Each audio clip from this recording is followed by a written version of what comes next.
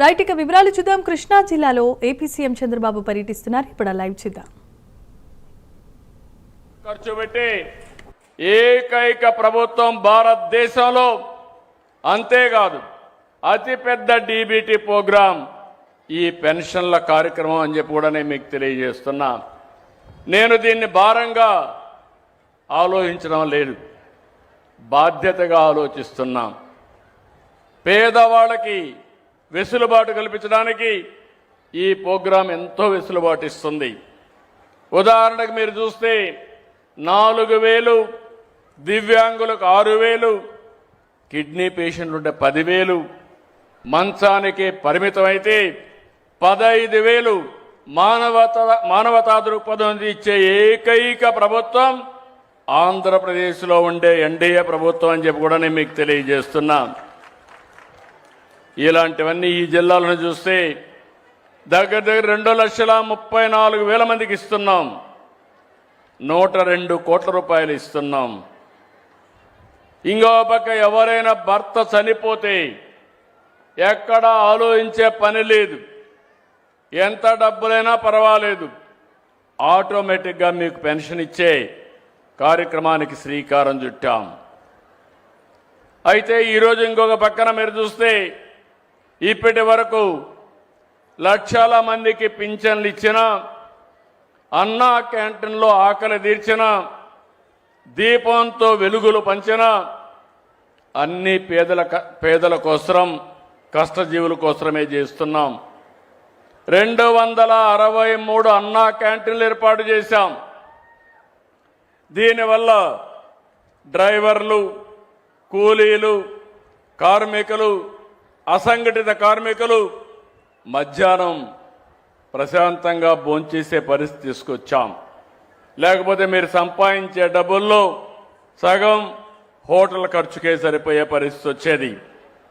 ఈరోజు నేను ఒకటే మీ అందరికీ విజ్ఞప్తి చేస్తున్నాను. మిమ్మల్ని చూస్తున్నాం, మండు టెండర్లో పనిచేస్తున్నారు, జోరు వనల్లో పనిచేస్తున్నారు, ప్రమాదకర పరిస్థితుల్లో పనిచేస్తున్నారు.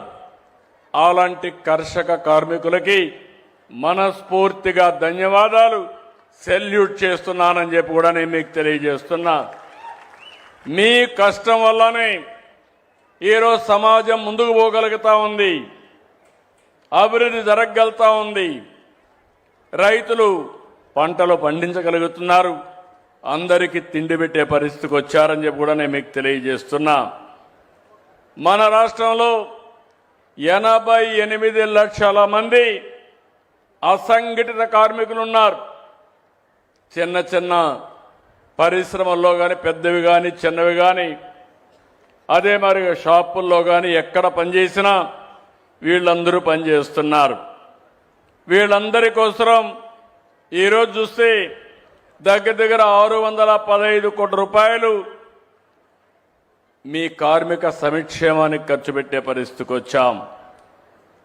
ఈరోజు నేను ఇక్కడ చూశాను ఒక మంచి కార్యక్రమం, లేబర్ అడ్డా. తెల్లవారితే వస్తారు, పని దొరికితే పనికి వెళ్తారు, పని దొరకకపోతే మధ్యాహ్నం వరకు వెయిట్ చేసి మళ్ళా ఇంటికి వెళ్తారు. ఇలాంటి సంఘటనలు చాలా ఉన్నాయి. వర్షం వస్తే షెల్టర్ లేదు, ఎండ వస్తే ఎండలోనే ఉండాలి. అలాంటి సందర్భంలో ఈరోజు ఆలోచించింది లేబర్ అడ్డా కింద మంచి అకామిడేషన్ కట్టి, ఎవరికి మనుషులు కావాలన్నా వాళ్ళు నేరుగా ఫోన్లో తెలియజేస్తే ఈ అడ్డా నుంచి మన కార్మికులకు అక్కడ పంపించే పరిస్థితి. ఇంకొక విషయం కూడా నేను మీ అందరికీ ఒకటే చెప్తున్నాను, ఈరోజు రోజులు మారాయి. ఒకప్పుడు శారీరకంగా కష్టపడేవాళ్ళం, ఇప్పుడు తెలివితేటలతో పనిచేయాలి. ఒకప్పుడు గట్టిగా తవ్వేవాళ్ళం, వ్యవసాయం కూడా మడకలు దున్నేవాళ్ళం. నారు మళ్ళీ వేయాలన్నా పాత రోజులు, నేను కూడా రైతు కుటుంబం నుంచి వచ్చాను కాబట్టి రైతు సమస్యలు తెలిసిన వ్యక్తిని, వాళ్ళ కష్టం తెలిసిన వ్యక్తిని మరొకసారి మీ అందరికీ తెలియజేస్తున్నా. అది చూసిన తర్వాత ఈరోజు మొత్తం కూడా ఆధునీకరణలో ముందుకు పోతున్నాం. నేను అందుకని ఒక కార్మికుడు కొడుకు ఎందుకు ఒక కంపెనీ ప్రారంభించకూడదు? ఒక కార్మికుడు శారీరక కష్టం కాకుండా ఆలోచన విధానంతో మార్పు వచ్చి అలాంటి నైపుణ్యాన్ని నేర్పించి ఆధునిక పనిముట్లు అతనికి అప్పచెప్తే ఇప్పుడు చేసే పని కంటే రెండింతలు మూడింతలు రెట్టింపుగా పని జరిగే పరిస్థితి వస్తుంది. దీనివల్ల కష్టం తగ్గుతుంది, ఆదాయం పెరుగుతుంది. అదే ఆలోచిస్తున్నా. అదే లేబర్ మినిస్ట్రీ చెప్పాను, కమిషనర్ చెప్పాను, ప్రపంచంలో ఉండే ఆధునిక పనిముట్లు తెప్పించండి.